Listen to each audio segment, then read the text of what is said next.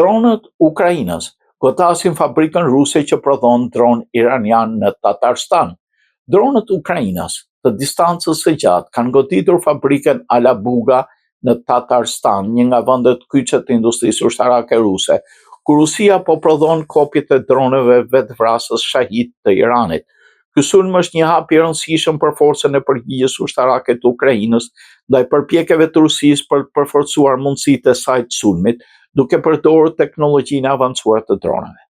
Rusia ka njoftuar se pret që fabrika Alabuga të prodhojë 25.000 dronë të tillë vetvrasës Gerantu gjatë këtij viti, duke përfshirë këtu prodhimin e një numri të vazhdueshëm që do të përdoret në fushatat e saj të mëtejshme ushtarake.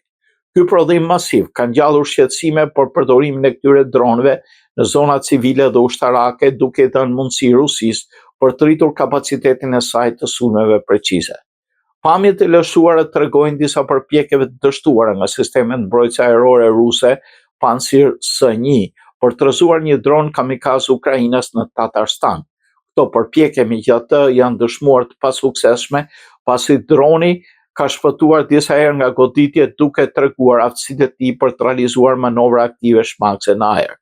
Droni në vend që të fluturojë në një trajektore të fiksuar, përdor lëvizje të shpejta dhe të paparashikueshme për të shmangur raketat e sistemit mbrojtës, duke treguar kështu aftësinë e tij të përmirësuar për shpëtuar sulmet ajrore. Megjithatë, pas disa përpjekjeve, një nga raketat Pansir S1 ka mundur të godasë dhe të rrëzojë dronin, duke mbyllur një nga momentet e tensionuara të këtij sulmi. Ky incident ishte një tjetër provë e rëndësishme për plasjes teknologjike dhe taktike mes Ukrainës dhe Rusisë, duke treguar se Ukraina është në gjendje të përdorë teknologji të avancuar për të mbrojtur sovranitetin e saj.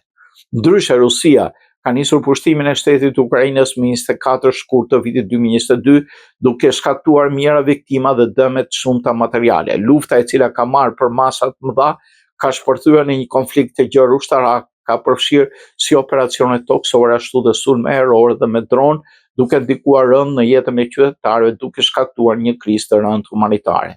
Ditën e fundit, rusët sulmuan edhe Kievin, duke shkaktuar disa të vrarë.